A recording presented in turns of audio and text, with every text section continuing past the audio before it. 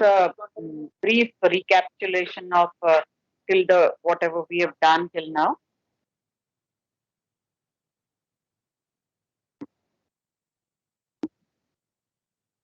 Mhm.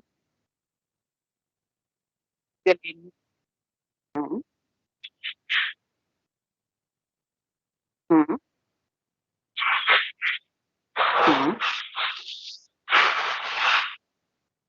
Mhm. Mhm.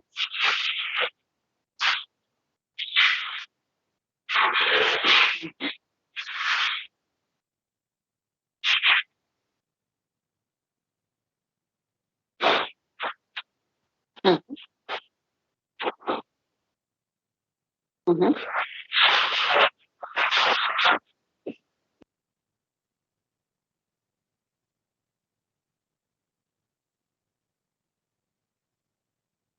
Mhm.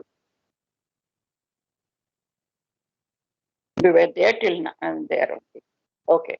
Otherwise, you got a brief idea about the chapter. Otherwise, because he had already presented it in the class very beautifully. So I have just tell the class till what time, what place, page number, and everything. I want to hear it from you only.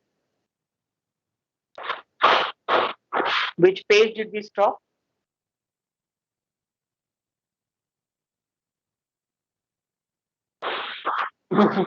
Yeah, page 3. Yes. Anybody who has doubts, if you have any questions, you can ask, or else we'll start from page number 3. Ma'am, Yeah. which chapter is going on? I don't know. Okay, you have just joined, beta. Yes, ma'am. Ma'am, I'm new student. Okay, okay. Now, what we do is before we start, let me just remind Himanshu of what we have done. The rest you guys are aware. Now, Himanshu, we have completed 2 chapters, or rather one poetry, one prose from the first book, that is the Hornbill, and the second book we have just started, the first chapter itself, that is the Summer of the Beautiful White Horse.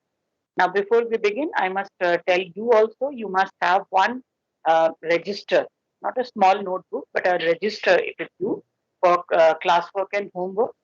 You should have 2 books. That is, one is the prescribed book, that is Hornbill, and the other one is Snapshot. Apart from that, we will do grammar on and off. So if you want reference, most of the time I'll give you the worksheet that attached with it. But otherwise, you will also refer to the Ren and Martin if you have, or else if there is something called BBC worksheets available. If you want, you can buy it or download it also.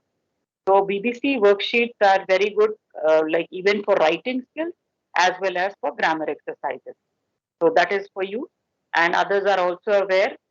So this is what it is important. The pattern of questions also during the exam and all, it is like you have comprehension passages, you have note making, which I'll be doing very shortly, and you have grammar questions. You will have writing skills, like you will have notice, poster, advertisement, and so and so forth. And you'll also have letters, all kinds of letters, that is business letters, and especially official letters, that is a letter to the editor and all that. You will have official letters this year. And apart from that, maybe later, like in 12th standard, we have article writing, debate, speeches here also you have. And I'll give you the detailed, what do you call the summer, what do you call the syllabus. I'll send it across again. There is an English group as well, Himanshu. If you haven't joined it, maybe you can join it or send your number to me. I'll include you in the class group. Himanshu, are you a part of the class group? English group, that is? No, ma'am. Okay, so what you do is my number is available on your main group, that is your 11th A group. From there, you can take it, leave a small message for me. I'll include you in the class group. Even Vanshika can send Okay. you. I think Vanshika only did, right? This classroom, Vanshika, you had formed, right? Yes, ma'am.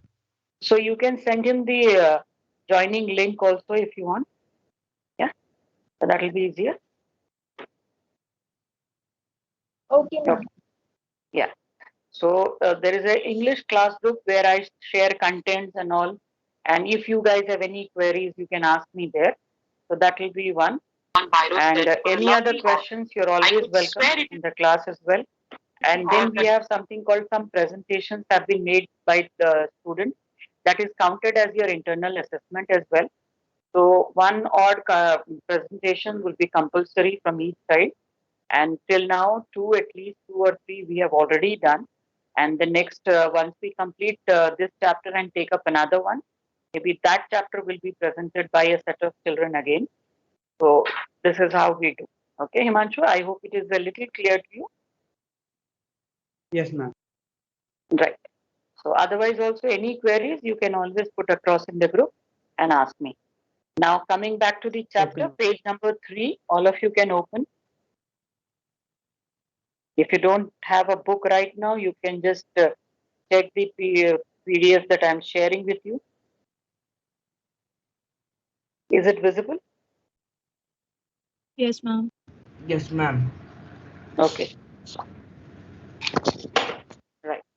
So the part like Arav has already explained to you is given you a brief recapitulation of the chapter. And I'll just start with saying that Aram and Murad both are cousins. They are, one is 9 years old, that is Aram, and the elder one is 13-year-old. His name is Murad. He's slightly, you can say, more active than Aram. He is slightly boastful as well, shows off that is. And they both, the brothers, they have the passion to, kind of ride a horse, but because they're poor, they do not have the resources, they can't afford to have a horse themselves. So, unlike what their tribe is famous for, that is for honesty and integrity, these both the boys, they are now a part of, you can say dishonest means that they have adopted. That is, they have stolen a horse, or rather, they have taken it away when it was not there, nobody saw it or whatever, and he's got them, and they're having taking turns and kind of riding it. Now, the cousin, the elder one, he says that he has the way with a dog. I mean, the horse. Why? Because he feels that he is good at it. Now, he is justifying his act as well. Murad, he's justifying his act that this is not stealing. We are not going to steal it, or we are not going to do anything wrong with it. Rather, keep the horse in a proper manner, and he will look after it. They'll not be very kind of not go against the humanity and all that. And it is not just for any purpose of selling it. Rather, it is only for pleasure. He invites Aram for a ride one early morning because even Aram is crazy about horses, and they are going to enjoy ride together. They're taking turns one by one, and that's how till now it is. Like Aram had already briefed us. Now coming to this part, the page number 3, it won't become stealing until we offered to sell the horse, which of course I knew we would never do. Let me put on some clothes, I said. All right, he said. But hurry, I leaped into my clothes. I jumped onto the yard from the window and leaped up onto the horse behind my cousin Murad. So their adventure is going to begin now. That year, we lived at the edge of town on Walnut Avenue. Behind our house was the country. Now, here, country means the farm. Country means the village, not the city. And what does it have, the farm? It has vineyards. Vineyards, can anybody tell me what is a vineyard? Any idea? Have you heard of vineyards? Kanak, do you know, beta? What is a vineyard? Ma'am, it's a field of grapes. Yes. It's a garden, you can say, of grapes. And also they crush it and make wine out of it. That's why it is vineyards, orchards, or orchards again. Now, Ashwarya, do you know what is the orchard? What is an Yes, orchard? ma'am. Yeah. Ma'am, It's a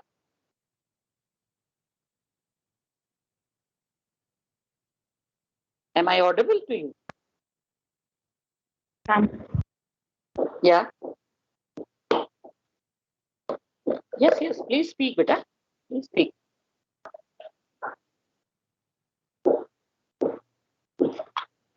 Anybody?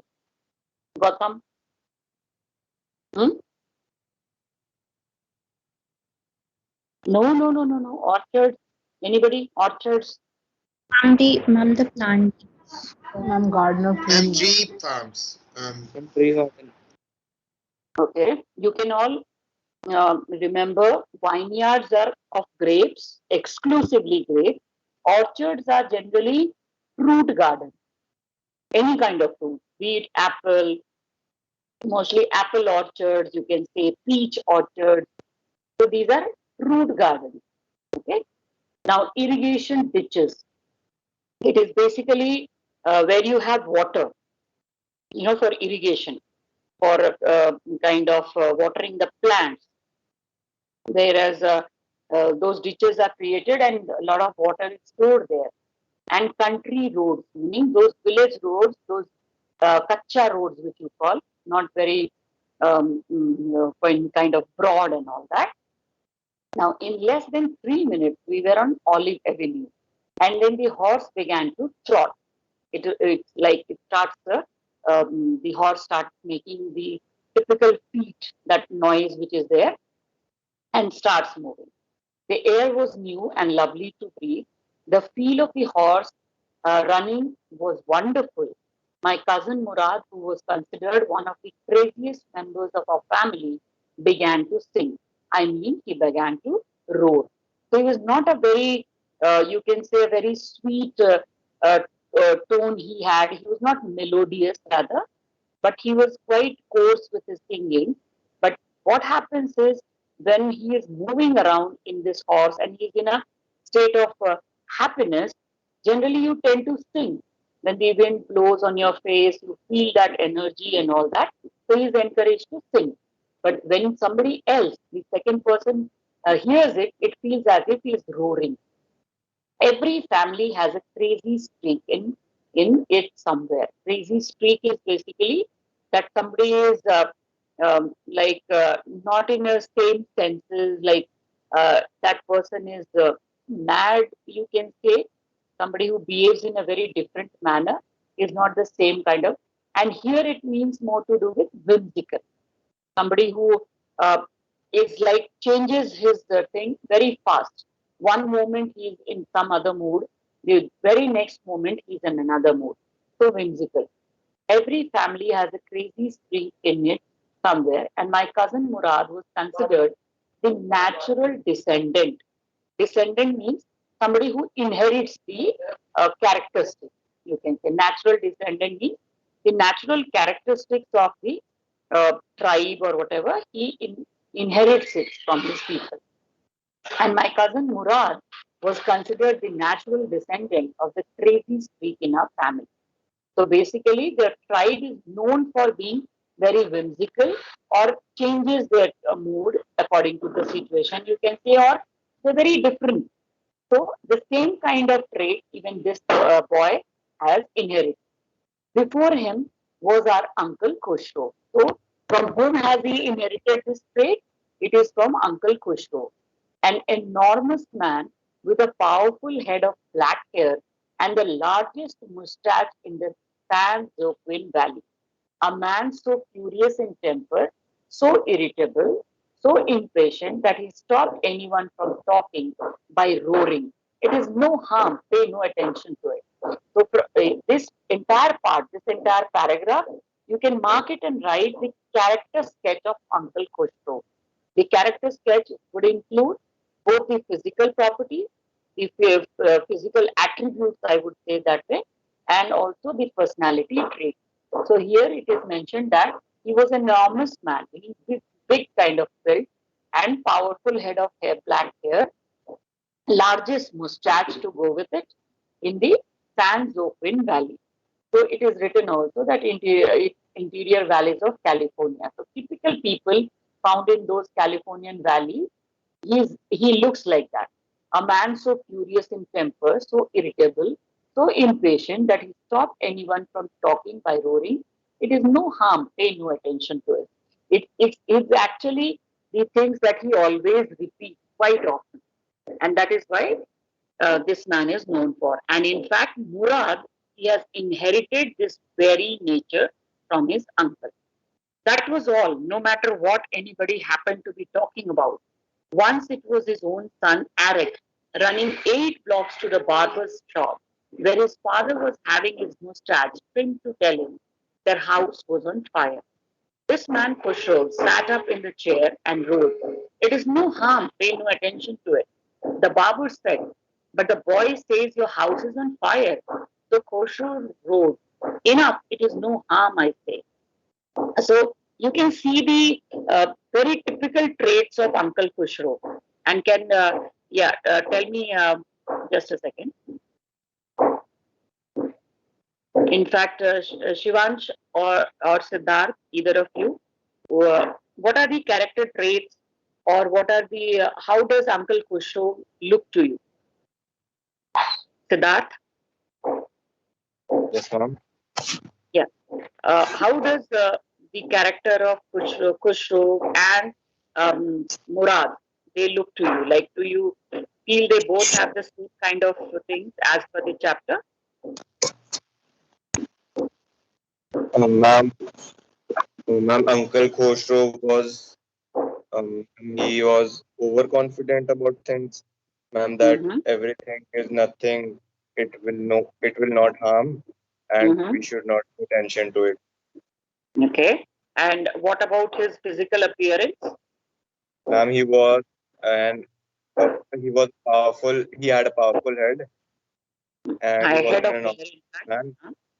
Head of hair, full of black hair, that is, yeah. Yes, a full head of black hairs.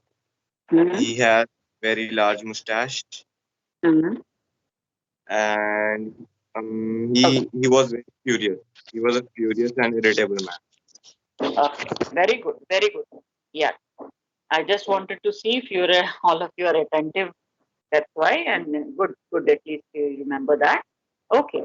My cousin Murad was considered the natural descendant of this man, meaning Khosrow. Uncle Khosrow's entire character, whatever has been described, like he's an enormous man, meaning a huge man, different kind of irritable mentality, bad temper that he has, he is impatient. All these things are reflected in Murad. Though Murad's father is Zurab, like although Murad's father was Zurab, who was practical and nothing else. But unlike Zurab, who was more of a practical man, Murad is the looks more like on the term, you can say on the lines of Uncle Khosrow. He was more closer to him in nature. That's how it was in our tribe. A man could be the father of his son's flesh. Please underline that line.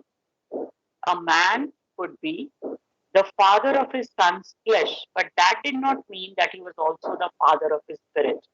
In simple words, in very simple way, if I explain, it means that it's not necessary that the son who is the product or is the, you can say, the offspring of the father doesn't mean that he is going to have the same kind of, you can say, the personality traits of the father.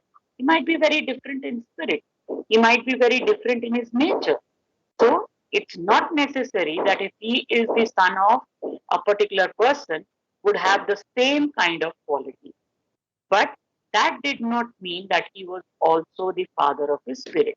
The distribution of the various kinds of spirit of a tribe had been from the beginning capricious and vagrant. Please underline, all of you, capricious and vagrant. Any idea? Anybody who knows what is capricious? Have you heard of this word earlier?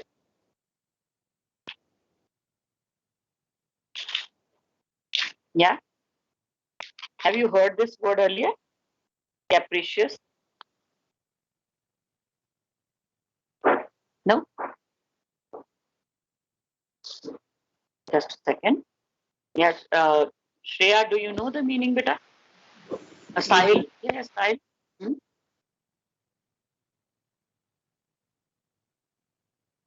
Ma'am, what's the question? I said, do you know the meaning? Have you heard this word capricious earlier? Capricious. There is this word here that the distribution of the various kinds Ma'am. of spirit. Or, pardon me?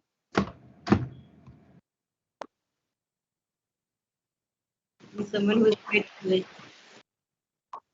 Someone who is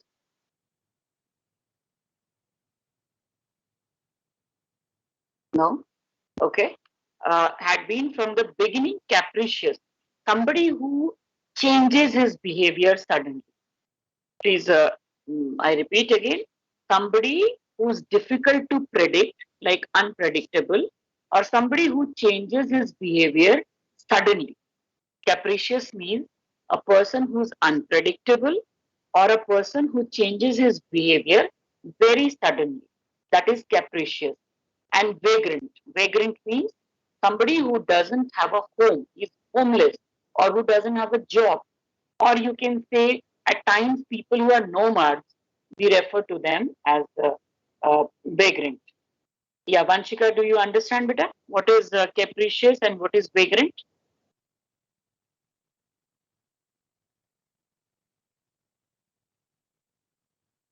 Ma'am, I didn't get vagrant. Vagrant. Vagrant is somebody who's homeless. Somebody has no home or has no job. Basically saying that a person who doesn't have a fixed life, a place which is fixed, it changes. It changes. They change according to their requirements. Yeah? Ma'am, can you repeat capricious? Your voice was Yes. not audible at that time. Okay. The word capricious means that somebody who's unpredictable, somebody who's unpredictable or whose behavior changes suddenly. A person's behavior changes suddenly. That is capricious. Am I clear, Vanshika? Yes, ma'am. Yeah. Okay. We rode and my cousin Murad sang. For all anybody knew, we were still in the old country where, at least according to some of our neighbors, we belonged where we belonged. We let the horse run as long as it felt like running. At last, my cousin Murad said, "Get down, I want to ride alone." "Will you let me ride alone?" I asked. "That is up to the horse," my cousin said. "Get down, the horse will let me ride," I said. "We shall see," he said. "Don't forget that I have a way with a horse." "Well," I said, "any way you have with a horse, I have also." "For the sake of your safety," he said, "let us hope so. Get down." "All right," I said. "But remember, you've got to let me to try to ride alone." I got down and my cousin Murad kicked his heels into the horse and shouted, "Wazire." Wazire means run, run in Armenian language, that is. The horse stood on its hind legs, snorted, and burst into a fury of speed. That was the loveliest thing I had ever seen. Now see the horse, how it is. When you kick it in such a manner that he starts riding fast, and that is what Murad did. Both the cousins, they are taking turns to write this. Initially, they have described the character sketch, you can say. The narrator has given you the character sketch of both Uncle Khosrow and Murad. And he describes them both as somebody who's vagrant, somebody who's capricious, somebody who is unpredictable, like I said. And Uncle Khosrow, especially, he is one person who is irritable. He is one person who is impatient. He is furious, at times in bad temper. So those things are there. And the same kind of qualities, being impatient, whimsical, crazy streak, and all that, even this boy Murad has inherited. Now, what have they done? They have stolen a horse, they are riding it, and here he is, the cousin is sitting behind him, that is, Aaron is sitting behind Murad, and they are taking turns to ride.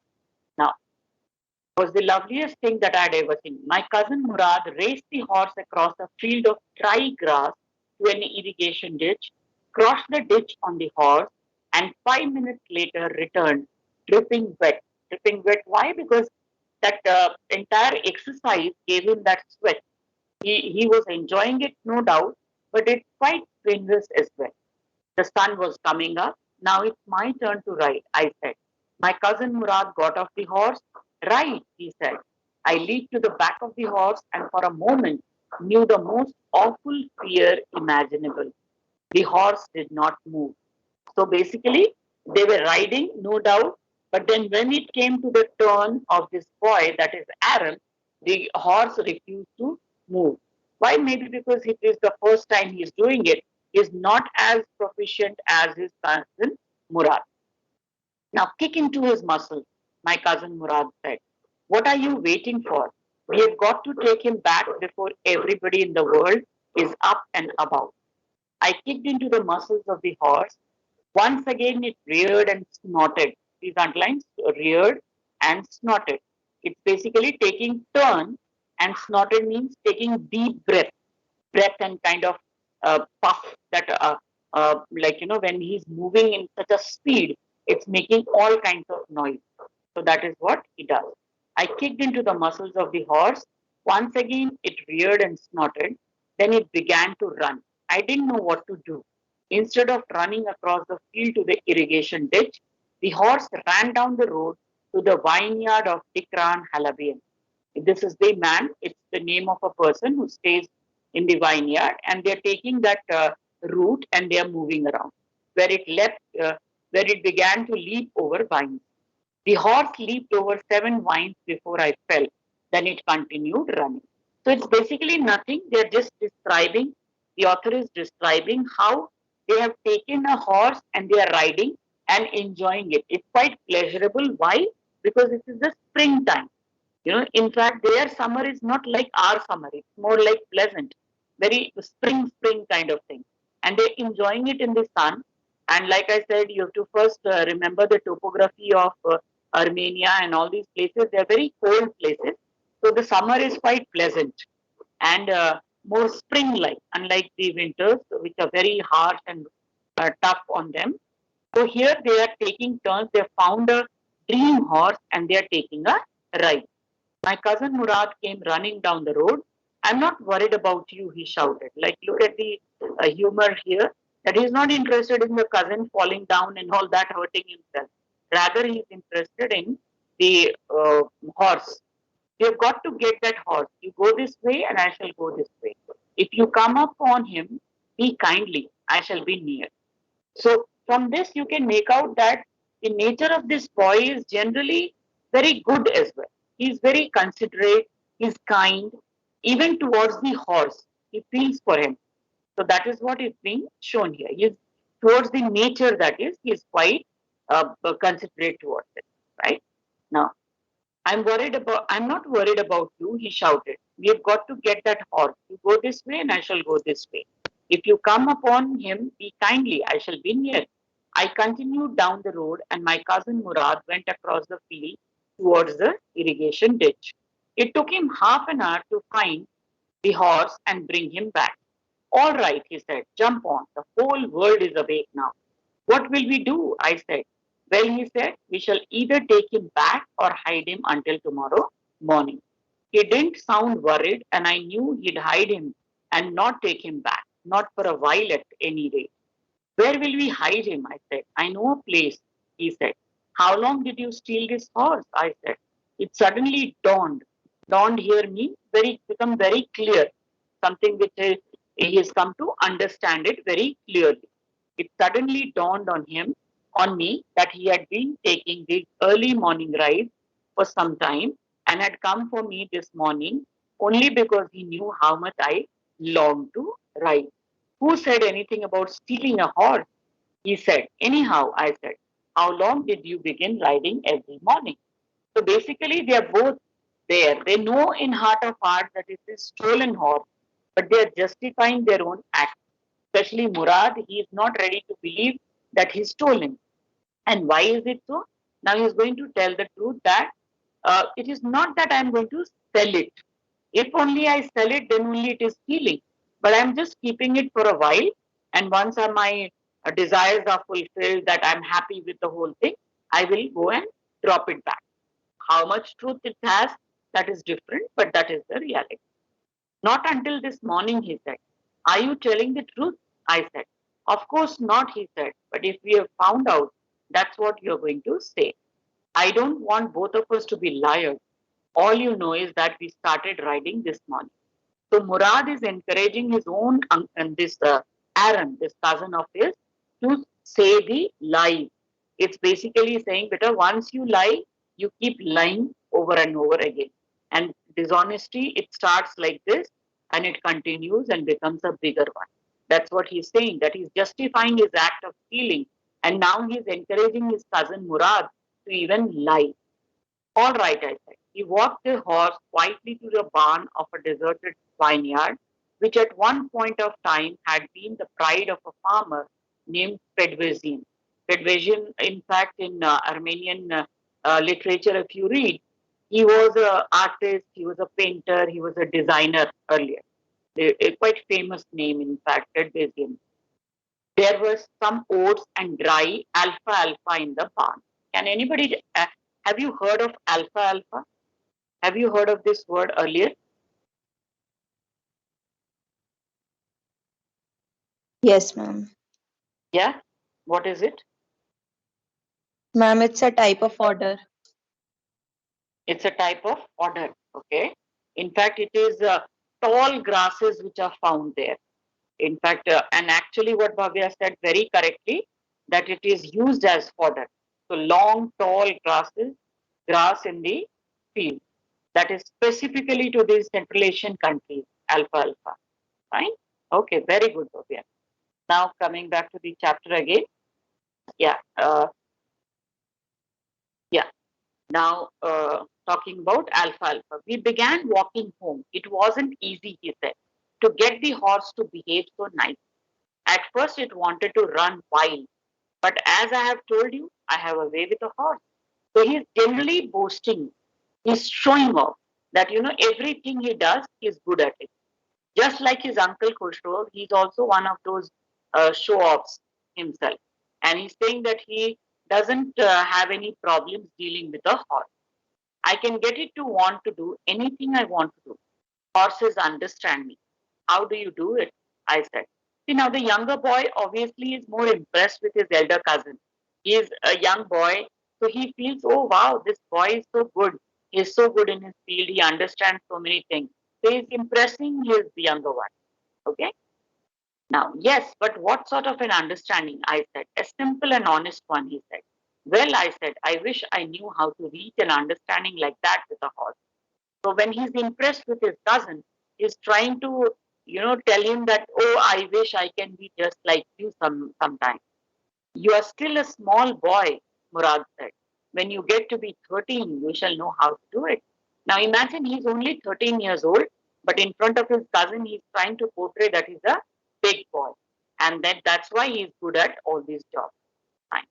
Now, you're still a small boy. When you get to be 13, you shall know how to do it. I went home and ate a hearty breakfast. That afternoon, my uncle Khosrow came to our house for coffee and cigarettes.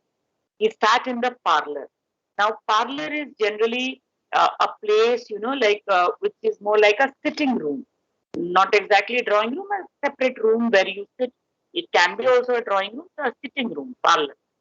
Sipping and smoking and remembering the old country. The old country means the old time, before war, you can say, or any kind of ethnic conflict that had taken place in Armenia and all that. So it's a time when he was very happy. Then another visitor arrived, a farmer named John Byro, an Assyrian. Assyria is like, if you look into the map and all, towards African side of it. So who's moved up to Armenia and maybe on business or whatever. Now, or here it is written, out of loneliness, had learned to speak Armenian as well. My mother brought the lonely visitor coffee and tobacco, and he rolled a cigarette and sipped and smoked. And then at last, sighing sadly, he said, my white horse was stolen last month, is still gone. I cannot understand it. So why can't he understand it? Because this place is known for honesty and integrity. So it was very difficult for this man to understand that why has the thing gone missing? If nobody has stolen it because this place is not known for dishonesty, then where has my thing disappeared? Why is it not coming? Why is it there not there with me? That may be all right for you, a city dweller, to say, John Byro said. But what of my shure? Shure means a carriage, you can say. The horse, on the back of the horse, you kind of put that carriage in which they can carry a few things. What good is a shure without a horse? Pay no attention to it. My uncle Khosrow rode. I walked 10 miles to get here, John Byro said. I have legs, my uncle Khosrow shouted. So you see how crazy this man is. He's asking some question, he's giving a different reply. There's no connection between both the things. Now, coming to the next one. My left leg pains me, the farmer said. Pay no attention to it. My uncle Khosrow rode. That horse cost me $60, the farmer said. I spit on money, my uncle Khosrow said. He got up and stalked out of the house. Stalked out means moved out. Like in anger, you can say, or in kind of impatience, anger. When he moves out, that is stalked out, completely stalked out of the house, slamming the screen door and beating or hitting the door. My mother explained, he has a gentle heart. Who has got a gentle heart? Khusro. So he has got a gentle heart, she said. It is simply that he is homesick and such a large man. The farmer went away and I ran over to my cousin Murad's house. Now he's heard that, see, there is a man called John Byro who lost his horse. So they have to be more careful now. He was sitting under a peach tree trying to repair the hurt wing of a young robin which could not fly. Robin is a small bird. So now see, his considerate nature, Murad's considerate nature, which was there earlier with the horse, now with the small bird also, he's very considerate. So he generally, you'll see, he's a nature-loving guy. When you write about the character sketch of this boy Murad, you can mention this, that he loved nature. Young robin, which could not fly, he was talking to the bird. What is it? He said. The farmer John Byro, I said. He visited our house. He wants his horse. You've had it a month. I want you to promise not to take it back until I learn to ride. It will take you a year to learn to ride. My cousin Murad said. We would keep the horse a year. Now look at this. The greed is increasing. Initially, they thought, okay, for a day or two, we'll keep it, we'll ride it, learn it, and return it back, justifying their act. Now they have realized that when this thing is with me, it's better to enjoy it. Why not keep it for some more time till the time we are more confident? So this is what it is, that once you lie, you keep on lying later as well. We could keep the horse a year, I said. My cousin Murad leaped to his feet. What? He roared. Are you inviting a member of the Garaglinian family to steal? The horse must go back to its true owner. When? I said. In 6 months at the latest. Now see how it is. He's getting into this entire trap of dishonesty. He threw the bird into the air. The bird tried hard, almost fell twice, but at last flew away high and straight. So because of the care, the love of Murad, this bird was cured. He treated her well, and that's why the robin flew away. Early every morning for 2 weeks, my cousin Murad and I took the horse out of the barn of the deserted vineyard where we were hiding it and rode it. And every morning the horse, when it was my turn to ride alone, leaped over grapevines and small trees and threw me and ran away. Nevertheless, I hoped in time to learn to ride the way my cousin Murad rode. One morning on the way to Fedvision's deserted vineyard, we ran into the farmer John Byro, who was on his way to town. Let me do the talking, my cousin Murad said. I have a way with farmers. Now again look at him.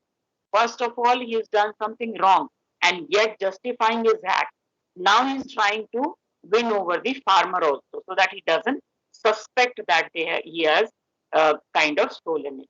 Good morning, John Byro, my cousin Murad said to the farmer. The farmer studied the horse eagerly. Good morning, son of my friends, he said. What is the name of your horse? My heart, my cousin Murad said in Armenian. A lovely name, John Byro said, for a lovely horse. I could swear it is the horse that was stolen from me many weeks ago. May I look into his mouth? Of course, Murad said. The farmer looked into the mouth of his horse. Tooth for tooth. Tooth for tooth means I can recognize this horse completely. It is, if I see his mouth only, I can tell you that this is my horse. But then he says, I would swear it is my horse if I didn't know your parents. The fame of your family for honesty is well known to me. So he kind of rubs this thing on them, these boys, that you guys, even if you're stolen, then it's okay, but I somehow feel that it is mine, but then I cannot suspect your family's values, the values of honesty. Each morning, instead of just a second. Tooth for tooth, he said, I would swear it is my horse if I didn't know your parents. The fame of your family for honesty is well known to me. Yet the horse is the twin of my horse. A suspicious man would believe his eyes instead of his heart. Good day, my young friend. So he's made a point and told them that, see, this is mine. But then you guys are from a tribe which is known for its honesty. So why would you steal? So he's made a point and went away. He knows that these boys have stolen. Good day, John Byro, my cousin Murad said. Early the following morning, we took the horse to John Byro's vineyard and put it in the barn. The dogs followed us as around without making a sound. The dogs, I whispered to my cousin Murad. I thought they would bark. They would at somebody else, he said. I have a way with dogs. My cousin Murad put his arms around the horse, pressed his nose into the horse's nose, patted it, and then we went away. That afternoon, John Byro came to our house in his fury and showed my mother the horse that had been stolen and returned. I do not know what to think, he said. The horse is stronger than ever, better tempered too. I thank God. My uncle Kushro, who was in the parlor, became irritated and shouted, Quiet, man, quiet.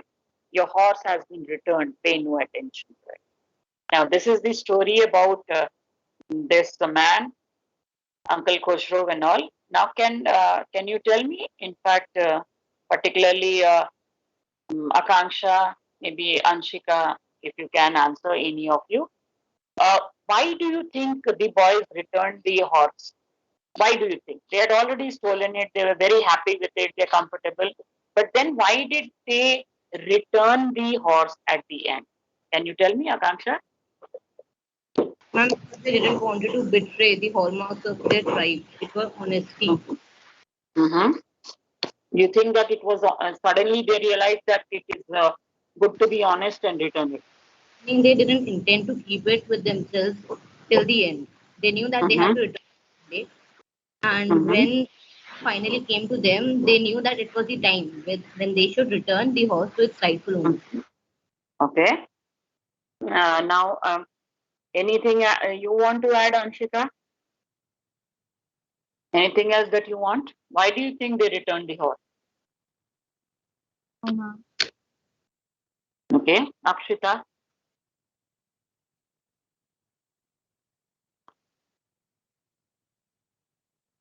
No. Okay. Now tell me. There is a question on page number 8 of your chapter. Question number 2. Did the boys return the horse because they were conscience stricken or because they were afraid? Any answers to this? Question number 2, all of you just go through it. Tell me. Both can be the reasons. Because if they were afraid, they would have returned earlier. Okay. And they were afraid now, otherwise they would have returned earlier. Okay, very good. Any other answer? Ma'am, maybe the farmer saying that he believed in his family's honesty made them realize. Okay. So you mean to say that he realized that it is better to be honest? Now tell me, do you think both the things are together responsible for it or only? Yeah? Yes, Siddharth? both of them are together responsible. Good. Okay, good show. Now, one of you can just summarize the whole thing for me, and then maybe in the tomorrow's class we'll do the question answer as well as a little bit of discussion on direct indirect speech. In fact, beta, today I'll upload one assignment on your 11th A, that team in the assignment section. It is a complete thing on direct indirect speech. As much as you can possibly do, please do it, complete it, and then upload it. To make a PDF of it and upload it there itself in the team. Okay. Now, can yeah, maybe Shivansh, can you just sum up the whole chapter for me?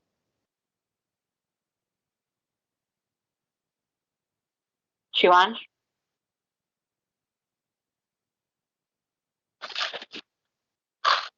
No.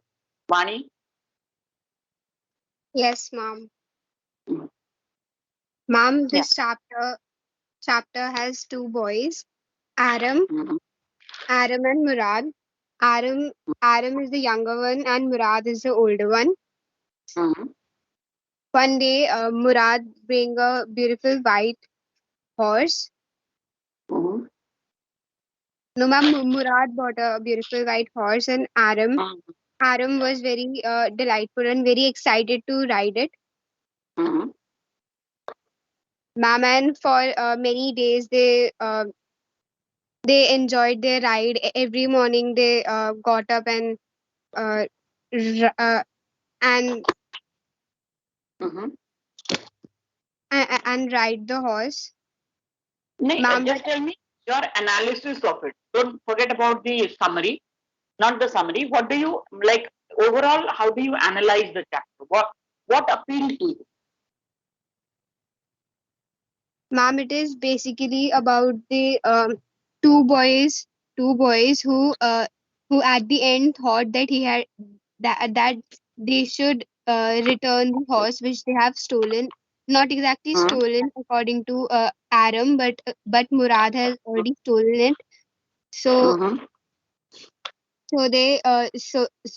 deep inside their conscience they thought that it was unfair, and everybody in the country, everybody in the village had faith on them, Mhm. faith and honesty on them, so they thought that was unfair, and they thought that they should return them. They should return it. Okay, fine. So, in fact, Arav, are you there, beta? You have done a beautiful analysis of the chapter. Now, just to end the thing, can you just give me that analysis as per you, because that was very well rounded up.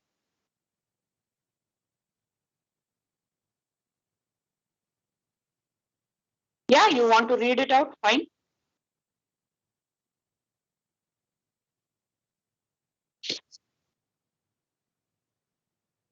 Yeah, sure, sure. Take your time.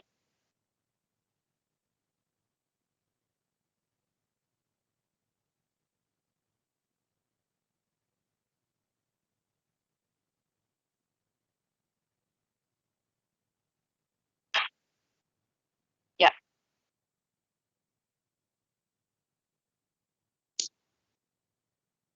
Mm-hmm.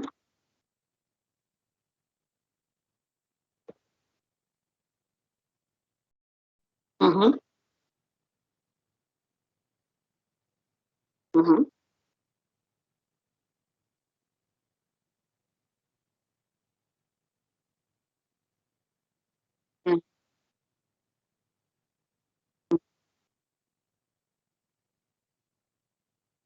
Mm-hmm.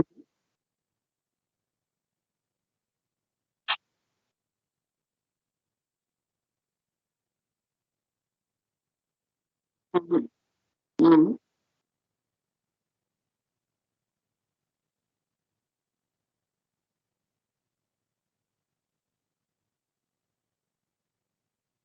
Mm-hmm.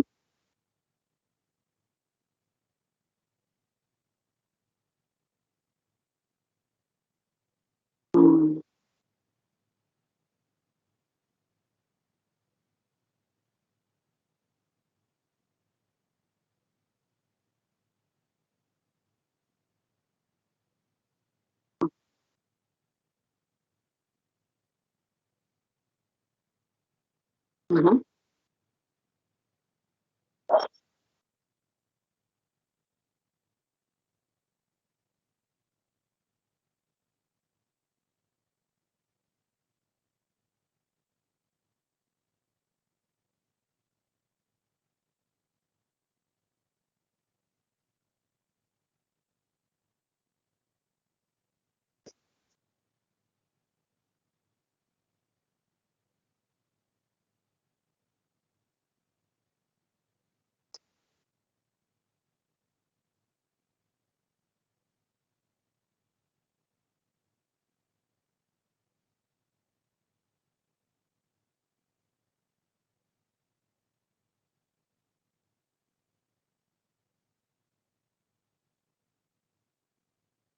Very good. Very nice. Chalo, good. Thank you. On that note, let's wind up today's class. Tomorrow we'll do the question answer discussion and also discuss a little bit about direct and indirect speech as well. Okay. Thank you. Thank you, ma'am. Thank you, ma'am. Thank you.